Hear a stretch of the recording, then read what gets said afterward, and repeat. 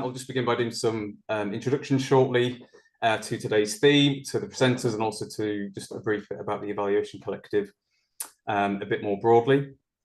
So an aim of running events such as these is to build connections and create spaces for kind of like-minded individuals to talk about evaluation. So please feel free to introduce yourself into the chat. It would be great to hear from you and also for us to understand and who's here. And there'll be plenty of opportunities for you to contribute throughout this session. So it won't be just us talking. So I'm Alan Donnelly. I'm a lecturer in research and evaluation at Sheffield Hallam, and I'll be doing some of the facilitation of today's session. So just to let you know, as we know, this is being hosted on Zoom. Just while the presentations are happening, please stay muted just during the presentations. We would love to see you on camera, so when it comes to particularly the discussion bit, it'd be great to see some faces on screens if you're able to, but absolutely no problem if you prefer not to or don't want to do that. So just to let you know what we are doing, as with all of these sessions, because we do receive requests to record these for people who aren't able to make it. We are recording this session, and we do, so it will just be the presentation aspects. It won't be, we'll edit it so that some of the discussions kind of aren't on there. I think as well, just to let you know, that we'll be making, I think, some summary notes from sort of today's session, which we hope to inform kind of a policy exchange project, but Elizabeth Rahman will be talking a bit more about that shortly. So anyway, onwards to the session. So the focus of today is to share experiences of engaging students in the co-creation of theories of change for interventions and for programs, with a particular focus on the why and the how. And in doing so, we hope to raise awareness of kind of opportunities, dilemmas, and potential methodologies. So there'll be some presentations and practical examples by my colleagues. So please can you introduce yourself if you want to come in first. Elizabeth, did you want to come in first? Hello. Yes. Should I kick off, or are you handing over? I'll be talking a bit more, but just in terms of introductions of who you are and where you're based. Thank you. Okay. Thanks, Alan. Yeah, my name's Elizabeth Rahman. I'm a social and medical anthropologist, and I'm the senior evaluator at the Centre for Teaching and Learning at the University of Oxford.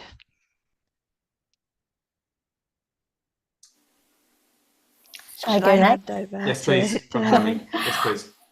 Hello, my name's Hao Ming Se, and I'm a research fellow at the Department of Education, and I have been looking at student perceptions of their learning environment for a number of years now. So this is a project that's very close to my heart. Thank you. And Jonathan, did you want to come in? Hi everyone, I'm Jonathan. I'm part of the Teaching and Learning Centre, the Eden Centre at the London School of Economics, and more widely coordinate a lot of the evaluation work we do across the school. Thank you so much. Okay, so just a really kind of quick introduction to the Evaluation Collective for people who may not have been to a session or may not have heard of the group before. So the group was established in 2022 as a cross-sector group of evaluation advocates who are working towards kind of improving and enhancing higher education outcomes. So one of the key aims of this group when it was set up was to create opportunities to debate and develop knowledge about inclusive and effective evaluation practices. So we're lucky enough through the group and through the events that we were in to meet kind of more and more individuals who work across a range of educational spaces and roles and contexts. And we welcome anyone with an interest in evaluation to join and engage in this discussion. So again, thank you for joining us. Another aim of this group is to challenge some of the more dominant narratives about evaluation practices which we encounter across the sector. And some of those are outlined in what is an evaluation manifesto, which is found on our website. And one of those key points around that is we recommend the use of a co-created theory of change to frame and guide all access and participation work. We also champion methods which are kind of practitioner-led. We hope that it will empower those who are involved, that it's grounded in a participatory ethos, and it will foreground ethical practices so that outcomes are not imposed but co-created. And so it's this part, that point, that we hope to kind of explore and critique a little bit more today. So specifically the co-creation of theories of change. Now, I'm not going to spend too long on kind of focusing on what a theory of change is, as hopefully there's already some understanding and familiarity of that within the group already, but just to kind of provide a basic description and a starting point. So Tazo defined it as a visual representation, and I've added in a bit about the description of how an intervention's activities contribute to the intended outcomes and impact. So it allows you to describe the needs that you are trying to address, the changes that you want to make, so your outcomes, and how you plan to achieve those changes, as in the activities. Something else that I found quite useful from the Tazo website was some of the key questions that theories of change can help you to address about your intervention. So whether or not it's the right intervention, is it achievable, and is it likely to create the impact that we're aiming for? So you can see there's all sorts of different visualizations that you'll find when you come across a theory of change. There's a very, very basic one that you can see on screen, but in reality, it is kind of more complicated than just the definition that I've just given. It requires, as we'll probably know from your practice, it does require a more detailed assessment of kind of the relationship between each of the stages and each of the outcomes. It should be underpinned by evidence, and it needs to give consideration to some of the different factors that may affect, whether an outcome happens and how it happens and things like that. But theories of change have become a vital part of intervention design and evaluation in higher education. So, for instance, the Office of Students, who are the higher education regulator in England, insists in its latest guidance that all activities submitted, so all the intervention strategies submitted under the APP, should include a theory of change and an evaluation plan. And it was about a year ago that myself and Jonathan started, I think, exchanging some insights about our own experiences of kind of co-creating theories of changes with students. And I guess from our perspective, whenever we do that process, we hope it's a participatory, it's participatory, so we do it with stakeholders. There isn't a single way of creating one, but we felt that there was some like a lack of clarity around kind of how to do it, or to what extent you could do that with students. And we know that obviously in the last year, since we had those kind of initial conversations, more learning has been shared across the sector. So for instance, in kind of recent months, Tazo commissioned a project where kind of they worked with 6 higher education providers to explore the use of theory of change and to better understand interventions for addressing the ethnicity rewarding gap, and students were involved in those projects. So we hope that with your help, that today we'll start to add to those contributions. I was really happy to see, when kind of looking at the registration list for this event, I recognised some familiar faces and people who I know have expertise in this area. So that's why it'll be really useful to get your insights as well.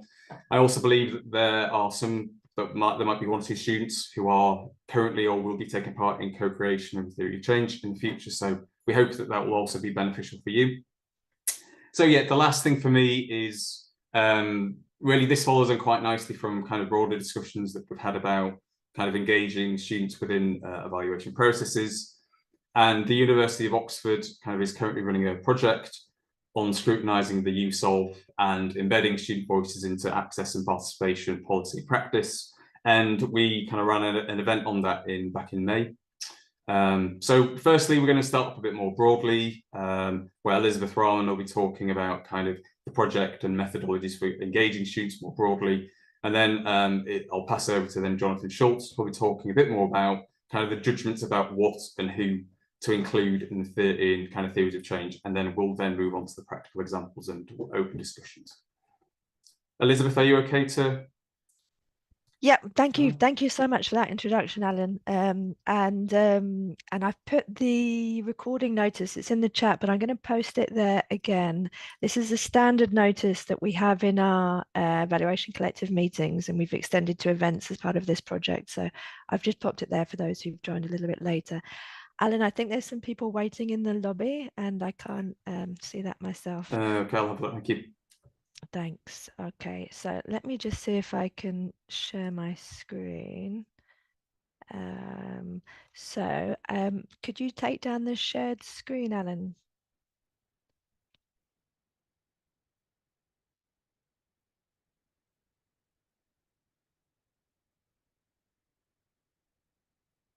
Ah, brilliant. Okay. All right. Let's see if this works. So there we are.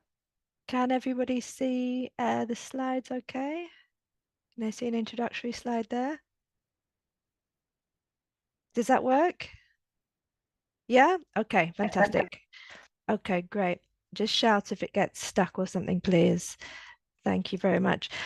Okay, so I'm going to spend about the next 10 minutes thinking about co-creation, but really problematizing co-creation and locating it within a range of other post-qualitative methods and techniques. So I'm talking about the methods that we use in research and evaluation, and also the methods that we use to engage students.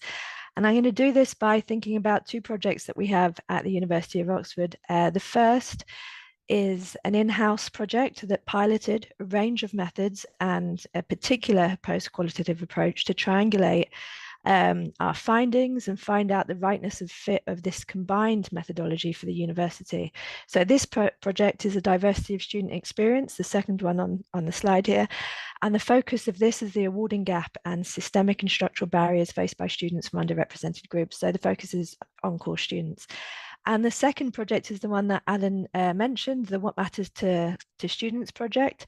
This is a sector-wide policy dialogue, and some of you may have already been involved in this project. You're either participating as a case study, or you've joined discussions at a particular network or event like this one, which has been ethnographically documented, or you will have filled in a staff or a student survey, or help disseminate these surveys. So the focus of this project is student voices and the relationship between student engagement and student outcomes, again, focusing on core students. So this project, What Matters to Students, is being led by the University's Department of Education. So I'll share the links to the projects in just a minute, and I'll explain how you can get involved. Let me see if this works. So is everybody on questions and challenges? Fantastic. So I think there's some key questions and challenges that we face, and these are just three of them, which I hopefully will touch upon in what I share with you today. The first is to do with engagement, representation, and methods. The second, ethics, and the third, impact. So I'll be coming back to these in just a moment. So the first question, how might we engage with all the full diversity of student voices without falling into the trap of assuming that we can represent them?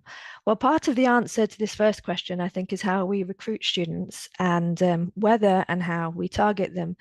So one of the first things that we did in the Diversity of Student Experience project was commission a piece of art. We had a competition for Ruskin art students, and gave them project brief, what the project was about, and tried to engage or reach out to students by using methods other than text. So using some of these more creative formats and methods. So this is the winner's picture that we've used then to go ahead with the project in all our outputs and other recruiting activities. We also put out lots of calls to students on news and on social media. We reached through our own contacts. We relied on other places in the university where they're recruiting freshers in an advisory panel, and we reached out to these students. We drew on students who had been involved in other capacities in the university, like who had been outreach ambassadors And then we snowballed out to other people to try and get a full range of students engaging or hearing about the project. But it was difficult. It wasn't an easy task to get the students involved. We also had discussions among ourselves and the students who we had got on board about what else we could do to improve the comms, how we could expand this, and who was missing from the conversation, how we could reach them. One of the other things that's important to think about how we selected people to participate is the intersectionality of people's backgrounds. So we asked them who they were so we could identify which people were going to be the students recruited on this. And we also used lots of different ways to compensate and reward the students who participated in the project. So you're probably asking yourself at this stage, what were they participating in? What were they recruited to? So on the left-hand side of this slide, you can see the main streams of the research project. So we wanted to use a full array of different methods so that we could include those students who are more activist, who want to get involved and co-create and design and have the time and the will to do that, as well as other students who are more under the radar, prefer to be that way, or just are, or don't have the time or interest to get more involved. So in the first one, in the literature reviews, we commissioned DPhil students to review literature, for example, on the ethnicity awarding gap. And to do things like scrutinize the targeting of particular groups of students and why you might target students and what the rationale is not to target particular students. And other DPhil students who engaged were just writing out the research they'd already been doing. So these were students who were employed on a casual contract. That I'm going to run through these because I'm aware of what the time is already. So I'm going to see if I can just speed up and pull out a couple of key ones. So the staff student inquiry was based on anecdotal evidence, and it involved staff and students going out for lunch together and then writing up a report. It was an iterative process. So they went back, talked to each other, had another conversation, looked at what had been drafted, reviewed it. They got a free lunch, but then they were also compensated with a book voucher for reviewing and commented on the report. So we were involving the students, but anonymous to us. They were only known to the staff member. So it was a way to formalize what was already happening in the university. So the student feedback channel, like a survey, but more open-ended questions and constantly open. How my colleague Hamming will be talking about number 4. So number 5, student diaries, is auto-ethnographic accounts that students kept of themselves, and we had them on casual contracts for this as well. So I think the main point here is that we had lots of different methods for students to get engaged, depending on who they were. When we recruited students, we didn't want them to tick box into categories. So we did have them talk about who they were, and we already collect that data at matriculation. Students are tired of having to be asked for it again. And the other important thing is asking them to review the reports, and in the outputs, we've had artwork and music videos produced. So we're having different sort of art-based methods of dissemination. So let me skip on. I think one of the key points in this project was the ethics of care. This was really essential to us because we're talking about barriers and challenges, and we're engaging with students who probably have a long history of disadvantage. So we have to be really careful about how we involve them in our projects, especially for those ones who are more actively involved. So you can do that, through your classical participant information sheet and thinking about risks and benefits and right to withdraw, and anonymity, confidentiality. But an ethics of care really goes beyond this to sort of proactively anticipate what issues students might face and what you need to do as a result. So hedges around attentiveness, responsiveness, creating safe spaces, contextual sensitivity, think about how interconnected we are. And we did things like a risk analysis. We tried to think what might happen for students involved if they became distressed, give them a direct route into counselling services. But it's not just about their individual issues. We're thinking about systemic issues. So we also thought about who they might need to speak to if they needed to make a complaint. So I will jump on to, if you've got any questions about this, I'll be happy to answer them in the chat. So I wanted to throw out a question to you because I think I want to set our mind thinking about evidence and theory of change, which is our topic for the co-creation today. And there's this code that hopefully if you've got a phone with you, you can scan. And let me just see if I can find a link here and pop it into the chat. So this is just a multiple choice question. So you need to select the answer which you think is right for you. Oh, I can't do chat because I'm showing my slides. So I'll pop it in the chat in just a minute. So you should be able to see the answers to this on the device that you use afterwards. So I'll come back to this at the end then, perhaps, Alan. Okay.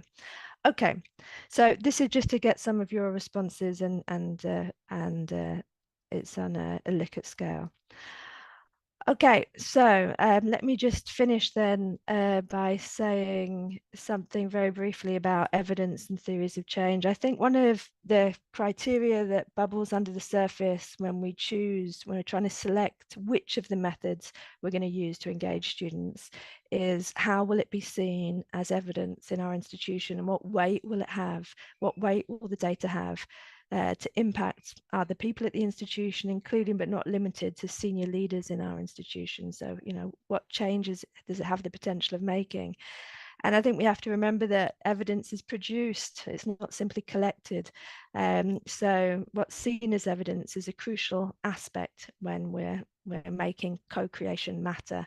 So I'd be really interested to hear your thoughts around this. There's lots of ways for you to get involved. So I'm going to pop in the chat in just a minute the links to these two projects, and the staff survey, student survey, and an event which I hope you will be able to come to. It's in Oxford on the 23rd of October, and I'll put a registration link into the chat in just a minute. So I hope that wasn't too much of a whistle-top store, but something to start thinking with. So I think that's it from me. Thank you. So on to the second bit. I'll skip actually straight to the sort of contents, because as Alan briefly mentioned in the beginning, this is really just I guess the output of a reflection the two of us had. We started talking about how we could actually in practice go about creating our theories of change with students.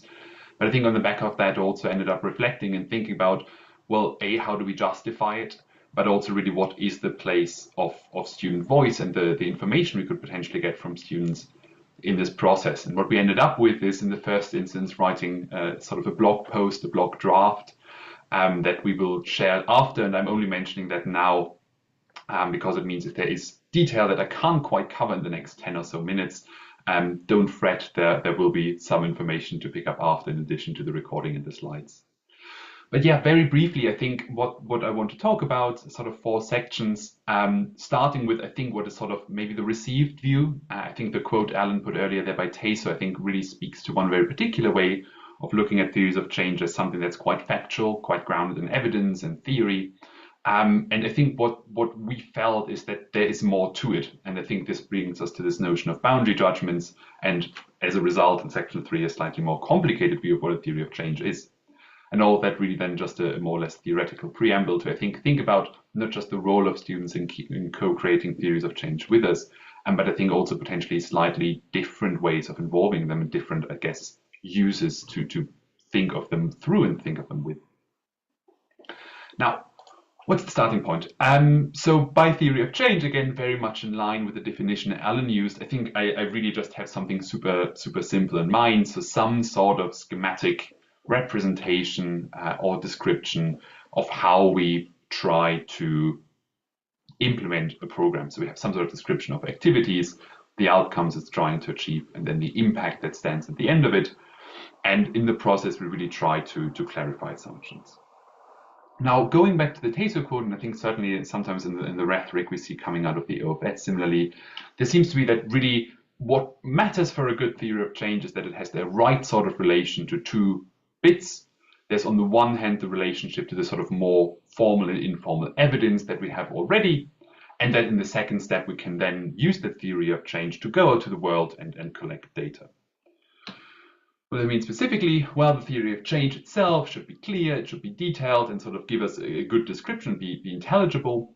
But when we look on the left-hand side in terms of the informal and informal evidence we pour in, right, it should be plausible, it should be evidence-based, so it really should have that relation to the sort of body of knowledge we have already.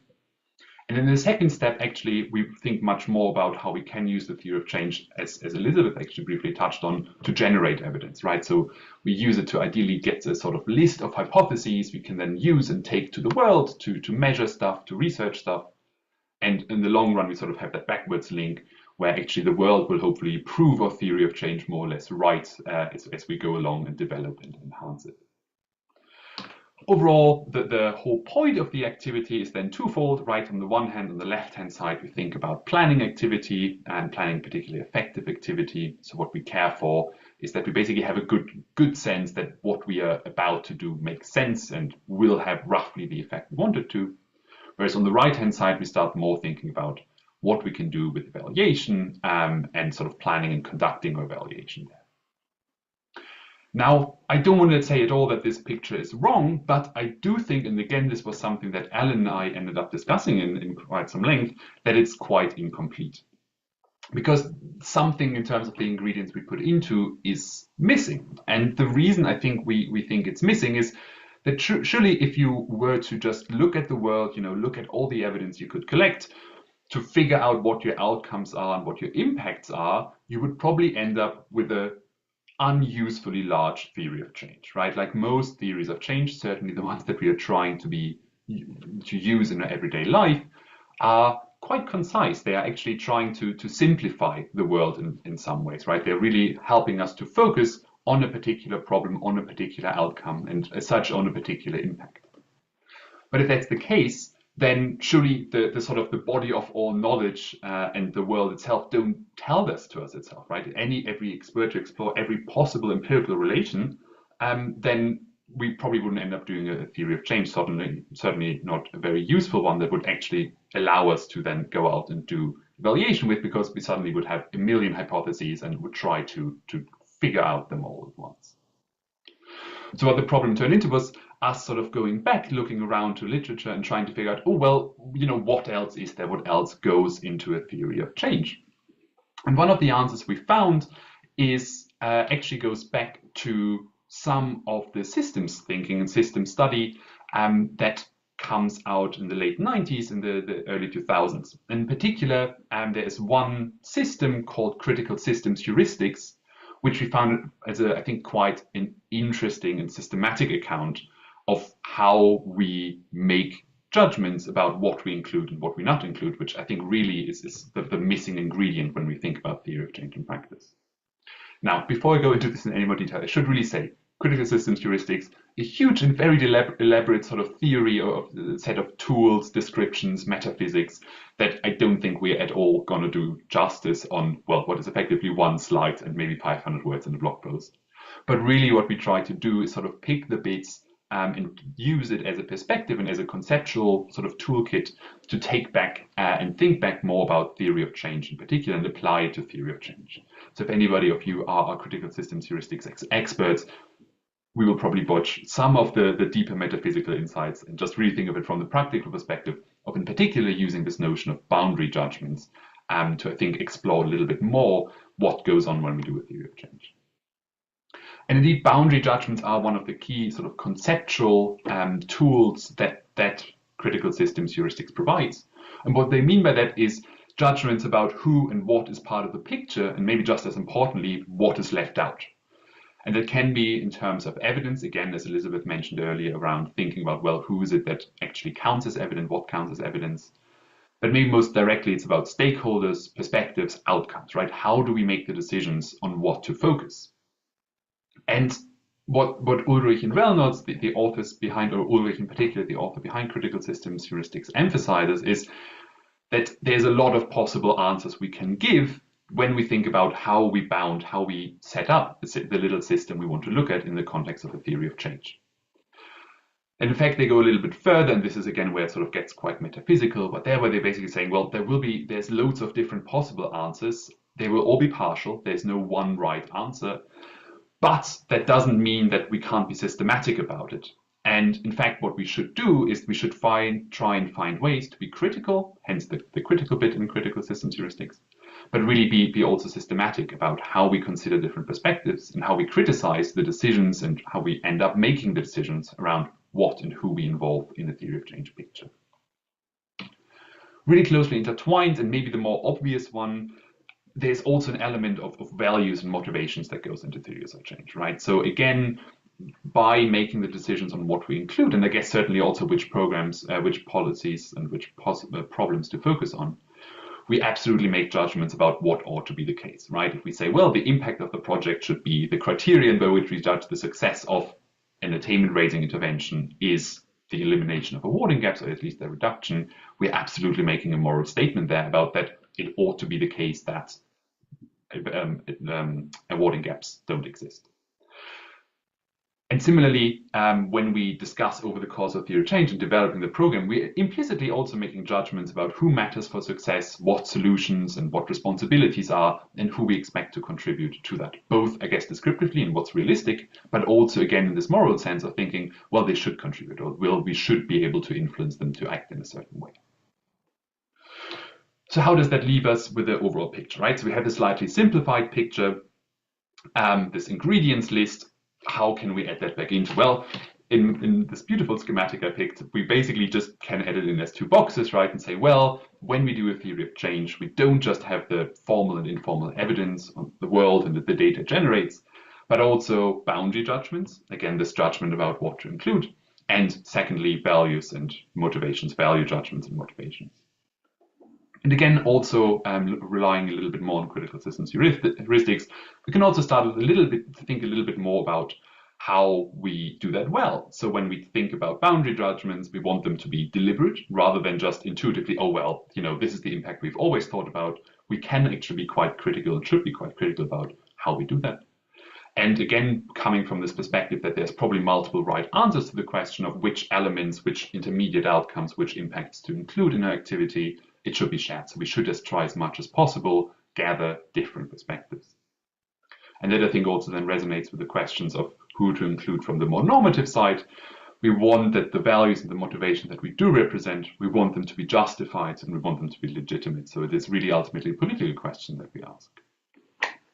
Now, I don't want to labor this point too far, but I think there's a really interesting also theoretical upshot of that. And again, it goes back to this question of what is good evidence and what is evidence, which is the emphasis on the interdependence between all these things. So I think Ulrich has this like a beautiful little triangle of things that interrelate to each other. But I think there's a really interesting point that based on what we judge to matter, so based on the boundary judgments that they can make, based on the value judgment we make, we will start looking for evidence because we use theory of change to evidence stuff and to use it as a sort of blueprint to design research with. We are also much more likely to then look for the evidence that confirms or disconfirms that particular outcome, that particular hypothesis. That is sometimes problematized in sort of like unintended outcomes. But of course, here the point is that even the very notion of what's an intended and what's an unintended outcome, it's actually a really complex matter and will probably shift around where we look for evidence in the first place, what we've read before, who we've listened to, and again, then ultimately the decision who we include. Last but not least, I think more practically, what does that leave us with the theory of change? Like what can we do with the theory of change if we accept that it has a slightly more involved or more complex list of ingredients? I think the planning activity and planning evaluation thing stays unchanged, but first of all, we get this function around shared sense making, creating potentially a space for us to deliberate and think about, well, what is it that the program is trying to solve and actually problematize what the problem is. And then secondly, we have this much more normative aim around actually that what we do when we do a theory of change is actually that we can set out our project aims, but to an extent can also justify it. And I think that actually brings us lastly to, I think, what is quite a neat framework to start thinking about how we could involve students. So going from left to right, if we think about involving students in this first dimension of what's this first purpose around planning activity, we're probably looking at some sort of expertise on the part of students in terms of knowing what it's like to be a student, right? We can sense check, we can say, well, is it plausible to you that if we change these things, you would do that, or even just would you actually engage with those activities, right? Do you think you have time? Have we understood the problem correctly? Closely relatedly, but I think somewhat distinctively, we have this more broader, more wider reaching function around boundary setting and shared sense making. So we suddenly have a space where we with students actually want to probably discuss what is actually the problem, like what's the bigger picture, does it fit right? And it's related, but I think it's ultimately distinct in how we work with the student and what we ask them. We have students as moral agents and stakeholders in the whole matter and the whole change we want to facilitate. And I think here what's interesting is I think it goes a little bit back to what Elizabeth was saying again, and Alan as well, that of course we actually then end up with a theory of change that has been approved by the stakeholder and that we have some confidence in reflect students' interests.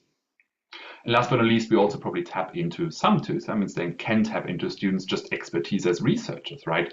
Many of them, especially in research intensive institutions, will have an interest in doing research, will have experience in doing social science.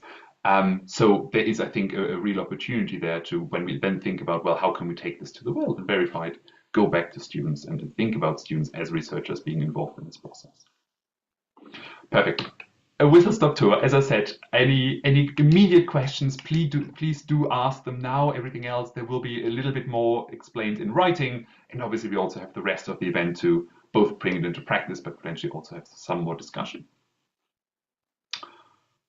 I'll leave it at that. Just to say, there is sort of a potential provocation for later. Sorry, Alan, if you want to interrupt me here.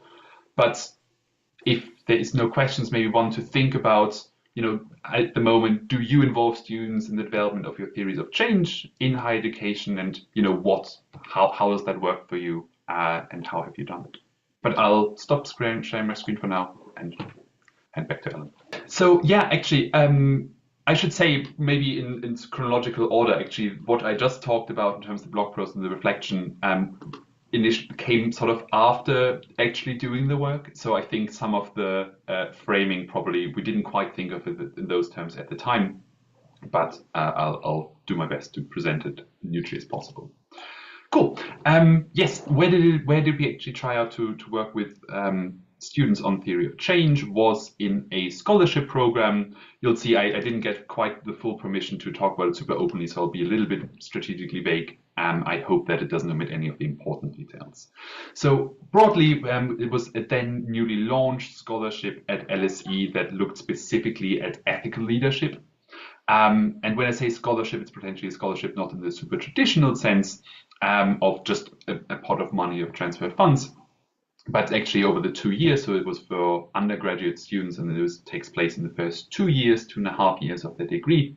And over those 2 years, it's actually much more focused on completing a research project and completing a work placement, an internship, and throughout the year having workshops that sort of accompany and relate to topics of leadership, decision-making in complex contexts, and generally try to provide students with the opportunity to become these ethical leaders that the program aims for. I should also say from the outset, it's a relatively small cohort of 20 students per year that we worked with, and then that the communities on the one hand within the program was quite closely knit, which I think I just put out there as like potentially an enabler, because throughout the workshop, I think we had really good engagement by students. So potentially sort of a disclaimer there, I think the scholarship had put in a lot of work of bringing that community together, even though students were picked from across the institution, so it was open to all students on any undergraduate program, and actually put in quite some effort to assemble a cohort across the institution. What were we trying to achieve? So the main aim was indeed of the project was to create a theory of change, in the first instance to enable future evaluation. So that was the first cohort, the first year this program scholarship was run. So what we really want to get out of it was to enable future evaluation. But I think there was also genuine interest in having the student interest and the student perspective understood. So we were curious about, well, what did the students come for, right? They sent us an application for sure, but now that they're on the program, how do you think about it? There's this other sense around sense making, again, maybe more so my interest, that being tasked to, now do an evaluation with them. I think I was a bit lost. I didn't fully understand the program, so I was interested in the tool to understand the context a bit better. And lastly, I think there was also just an interest to explore methods and think about, new ways of engaging students and what we can do with that. I should say the sort of bonus to that, so I can't pretend that it was the core intent, but I think it was a small bonus to it. Obviously, we want in a whole scholarship themed around leadership, it makes sense to give students agency. And I think the other bit to keep in mind is that I genuinely do believe that it was quite helpful as a tool for students. So again, the topics of leadership in action and decision-making under complexity came up. So giving students potentially an insight into how theories of change work was also, I think, sort of aligned with the pedagogic aims of the program. Concretely, what did we do? We basically did 3 things. So I set up a short sort of 90-minute virtual workshop with the program leaders, with the project leads, getting their insights into their understanding of the project. But then the main work was a one-off student workshop that we ran for 3.5 hours with 6 participants, where we really tried to do the main work of the brunt of creating a theory of change. And then afterwards, the sort of finalizing, putting the final touches on the theory of change was probably 2 or 3 days of work, though spread out over quite a period of time, because then it was summer, and then people went on leave, and then the AVP happened, so a lot came in the way, and I think those 2 or 3 days probably spanned months in actual doing. To go in a little bit more depth on the actual workshop bit, so 3.5 hours, quite a long time, but initially what we did was basically, having done the sort of ethics and welcome part, I gave a brief presentation, introductions to what our theory of change to the students, again, harking back to this point around them probably being interested in it from a perspective of how to manage a complex project and how to lead that. And then what we started with was playing Change Busters. I'm not sure if people have come across that. The Change Busters essentially actually developed by colleagues in Sheffield Hallam, a sort of gamified version of a theory of change, and was set up like a puzzle. So you cut out these tiles and then are asked to puzzle out your theory of change. And I thought that would be a really good introduction to the topic of theory of change to the students, sort of a playground for them to learn about it, and also maybe have an example of a theory of change in front of them without immediately having to reflect on their own experience. Because that was then indeed the main activity. So once that was complete, we reviewed the initial outputs of the program leader session, but then the main bit was, and I think it was almost 2 hours of the actual workshop, was I set them up in small groups with a whiteboard, and we went through the questions working backwards of a theory of change. So we started with the long-term outputs, worded around, when you have completed the program, what should have changed for you? And working backwards to the medium-term outcomes and the short-term outcomes. I should say the wording of these exact questions was actually aligned, so I just slightly reworded the way the Change Busters game framed that to have sort of a bit of continuity for the students and asking them, well, what is a long-term outcome? What is a medium-term outcome? How did it go? Well, on the one hand, what did work was, I think it was really clear that students and staff alike were incredibly engaged with the format. They think it was new to them. They were happy to contribute. They were interested in the format of being able to articulate that. And I think throughout the workshops, we got really rich insights into people's motivations, into what outcomes and what impact they wanted to see from the scheme. And also, I guess, as they justified them, as they drew onto their experiences, we also really got a first insight into the initial sort of setup period of the scholarship. I should also say, actually, the workshops themselves, from a research perspective, were incredibly useful. So where we took notes, and I had notes afterwards, it was quite interesting. So one of these themes, obviously, around theory of change is unpacking tacit assumptions.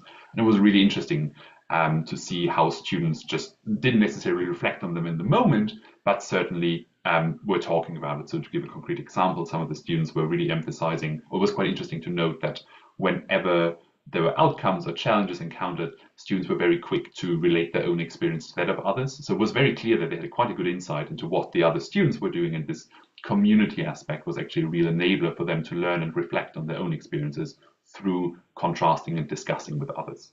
Even though in the workshop themselves, none of them said, oh yeah, the community aspect was important. That being said, I think what did not work was potentially the most important bit, which was getting a theory of change out of it. So the change process was really much harder to articulate. So where the students were really clear and really articulate was what do they want to get by the end of the scholarship. But the little steps, the process towards that seemingly was much harder. And in fact, at one point, one of the students turned to me and not verbatim, but said something to the effect of, well, isn't that your job, right? You're the program designer, you're the learning designer. Surely it's your expertise to help me get there. I don't know what knowledge I need to be a good leader. That's why I'm here, where I'm studying. I think it's a fair point. In the result, then, there was a lot of editing needed. And so I think this idea of conferring the ownership, which again had been one of the motivations, was very much not met. So sort of mini conclusion at this point, we did get valuable reflections to build a theory of change with, again, that we then took away and had the follow-up work. But I think I had hoped, certainly, that the students would have been able to take more ownership of it in the moment.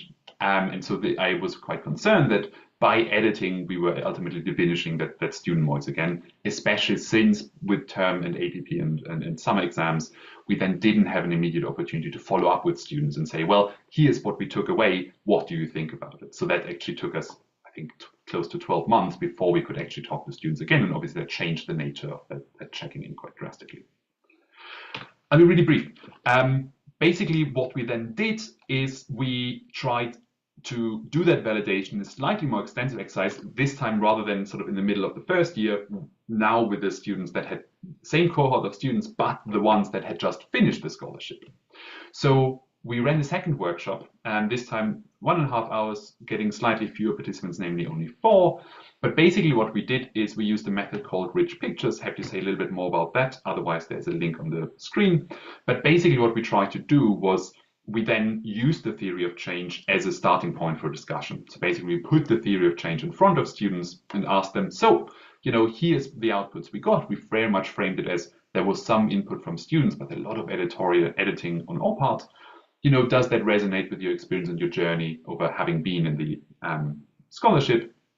And then at the end of that workshop had quite an extensive discussion where students basically created these mind maps in response to the theory of change and then discussed it and narrated them for us. Again, it got us quite far. So we got, again, a really interesting mix of small anecdotal evidence as well as these broader reflections of small evidence on, oh yeah, that workshop was fun. Or yeah, oh, we really didn't like this particular aspect, or my internship didn't work very well. As well as the bigger picture questions around, like, do you feel like it equipped you to be a leader? Do you now know what leadership is? Or do you feel like you have a definition of leadership in your mind?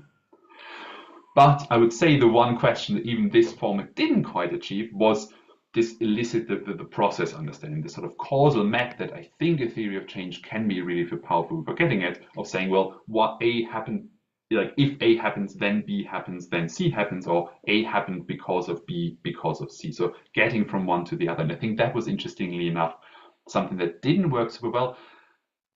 Similar to the first time round, but maybe an open question to the group and for the discussion later, to what extent you've had success with that, or maybe if that's just the best we can hope for, is that the students give us the ingredients, but the puzzling together, the structuring into a theory of change is just something that our expertise as evaluators or as program leads is maybe best placed to do. Brilliant. I'll leave it at that. Thank you so much. Thank you very much, Jonathan. So I'll just now pass over to Hao-Ming just to present an example that they've done at the University of Oxford.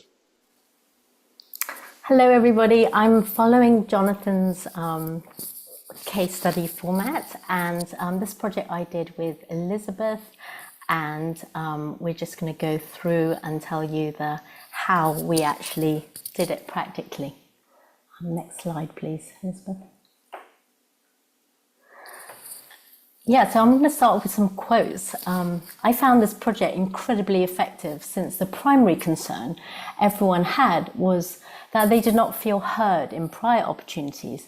But this was successful in creating an environment where we could safely and collectively reflect on our experiences.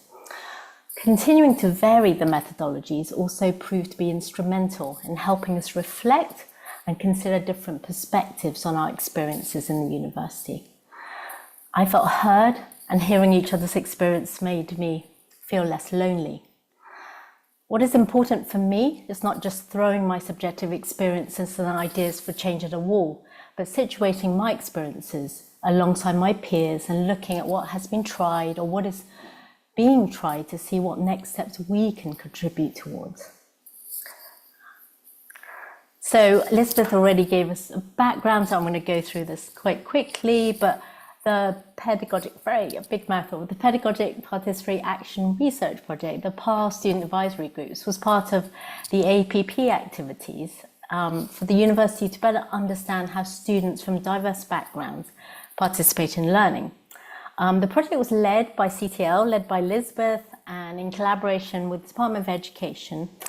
And this project was one strand of the diversity of student experience research project. What's great about that project was it had all different types of interventions and activities using different methods, trying out different multimedia and sort of different sensory experiences. Our project was really a project focused on testing a methodology that was really open, active, and a longitudinal engagement. So Jonathan is a great case study with students where there's no time and you find a 45-minute window. And here what we did was a much more exploratory longitudinal engagement to really try and understand not just creating the theory of change, but we were kind of really interested in what methods worked to get students to feel that they're being heard. Next slide, please. So what were we trying to achieve? So as I said, the main aim was really these participatory methods, kind of getting students to trial different methods and getting them to give us feedback on what worked for them. What we did for this study was, it was a series of systematic steps designed to develop a co-creation process and then create a theory of change over a series of 6 one-hour workshops over 6 weeks. And the results of each step was presented back to the students dynamically. So it was continuous reflection and evaluation through the process. And we were very sensitive to listen to the students, so that if we got feedback in week 1, then we would dynamically change the process to make it better for week 2. And I think the students really responded to that. Also, this project was aimed to really gather evidence on perception of students, how they feel about different methods, and also how they feel about their experiences of learning. As I said, we really focus on this rapid feedback loop, because we know that it's really important for successful engagement to really for them to feel they're really being heard. Next slide, please. So who was involved? CTL collaborated with the Department of Education. We also worked with DAS and the APP working group. We wanted to design a student engagement project that was open, exploratory, and collaborative. And we also wanted a holistic project where this question of what is meaningful engagement. And so it was kind of an exploratory project for us as researchers and practitioners too. And we all kind of actively fed into the project. 2 research facilitators designed and conducted a series of workshops. So Elizabeth and I designed it, but we worked kind of in a partnership with the students. We had a pilot with the postgraduate students and then undergraduates in the main study. We also engaged with the student union and other student interest groups. And more importantly, why we're here is that we did a lot of knowledge exchange with internal and external researchers in higher education participatory methods. And we felt through the project, we developed this incredible network of like really kind of rich friends who kind of like helped us to do the project better. Next slide, please. Elizabeth, jump in if I'm missing anything. So we did the pilot study, and so in 2023 we conducted this pilot study with postgraduate students, and that project was really co-creation of research method. So the students trialed a very brief draft design developed by us, and then together we continuously reviewed the process and the methods used. And then we used the process to develop a theory of change at the end. And then we did sorry, can you go back one? Great. And then there was an evaluation of the theory of change and also the co-creation process. The findings from that was that students' time is precious. Everyone in this room knows that.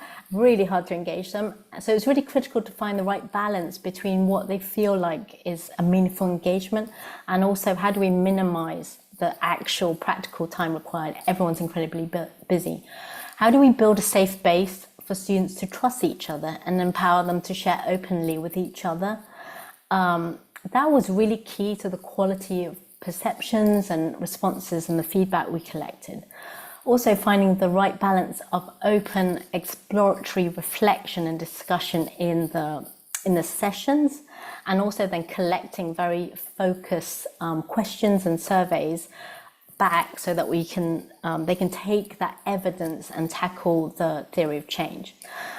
We found that tackling, as Jonathan mentioned, tackling the theory of change right at the end, a session at the end, was really challenging to the students, even though they built this community and they used different methods. It was still really challenging as a format and as a process.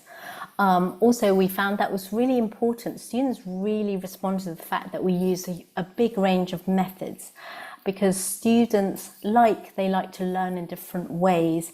They found that they responded to different ways of eliciting their kind of feelings about the challenges they were having in teaching and learning. Next slide, please.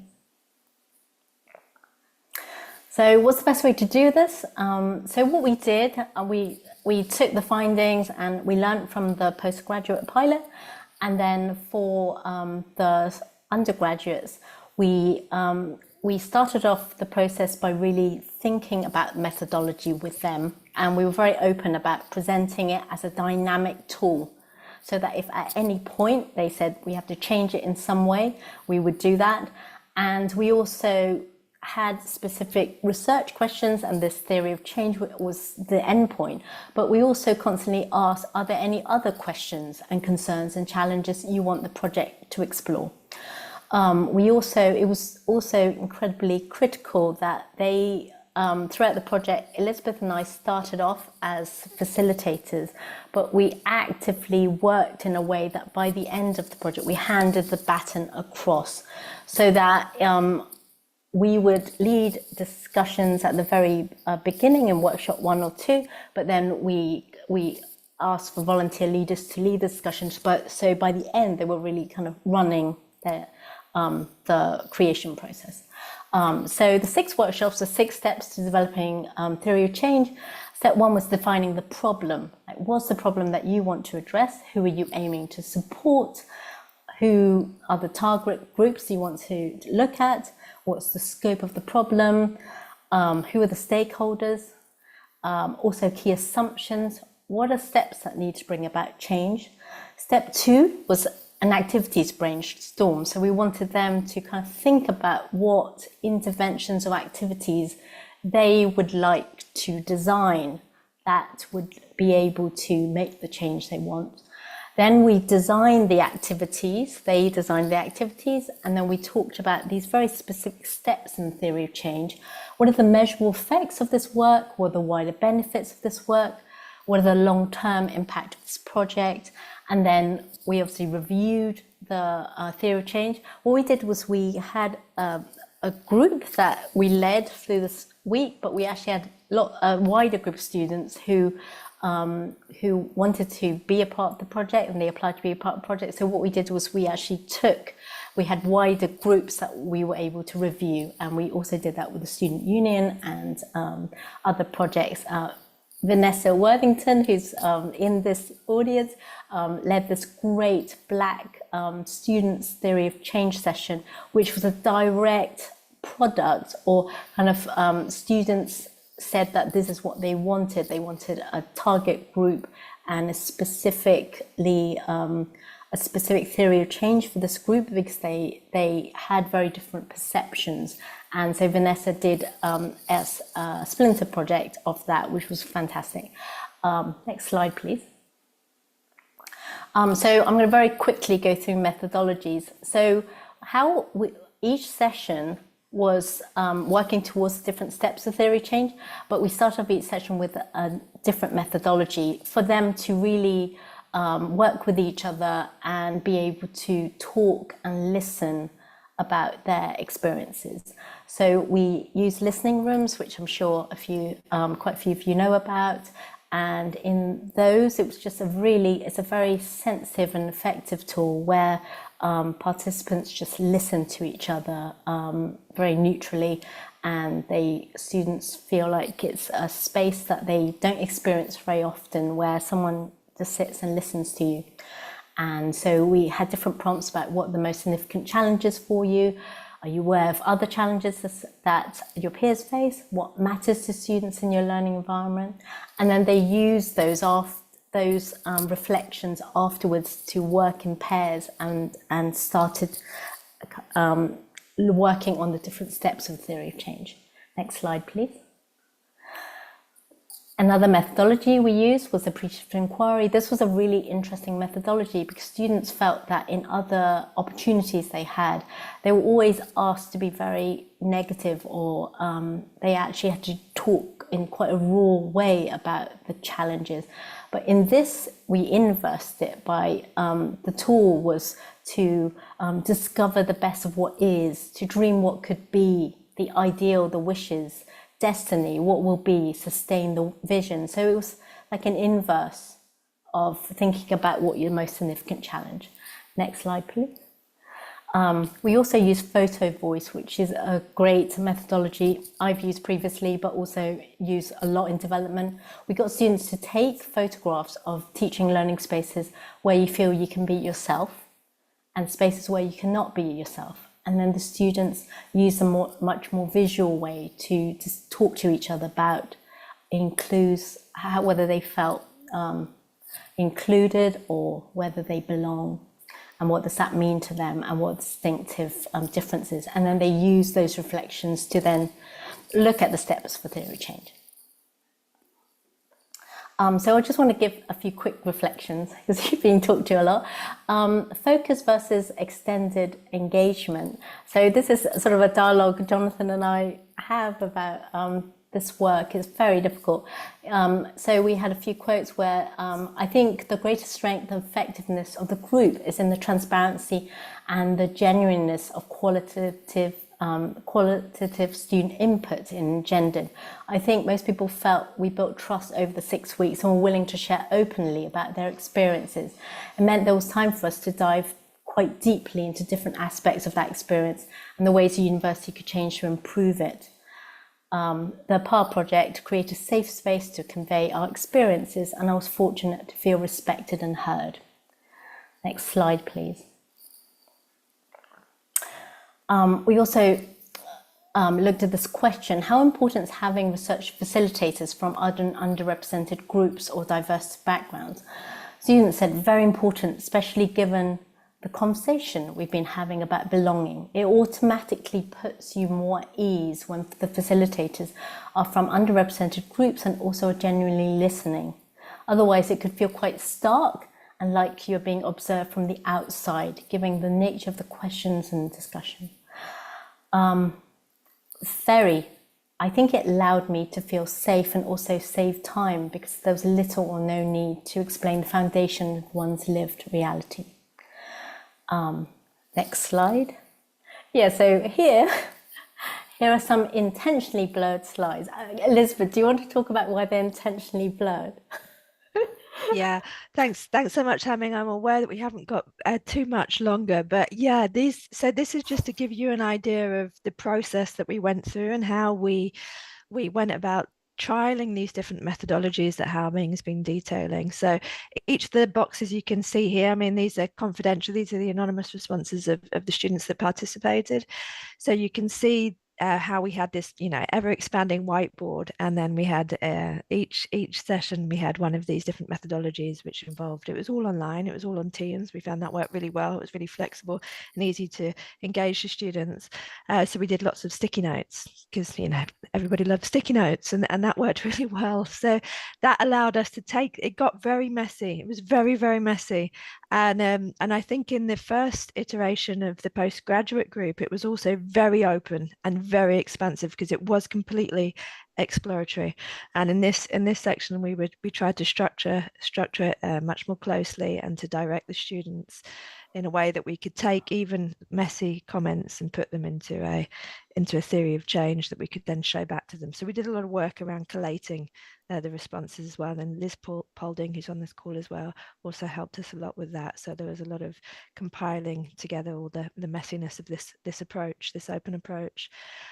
So this is just to give you a vague idea of the postgraduate a theory of change, and it's very basic, you know, really basic, trialing out what were the main recommendations that came out of that group. And then you can see if it's not letting me move on. Oh, here we are. So then we thought about some of the situation and challenges about being in the learning environment, and what we were hoping to what our aims were, and then some of the assumptions and rationale that we were making. You know, some of the assumptions and rationale were things like change will happen, that this will be heard by senior leaders in the institution, that it's administrative and structurally possible to make these changes. You know, so you have to think that people are aware of the context in which we're working.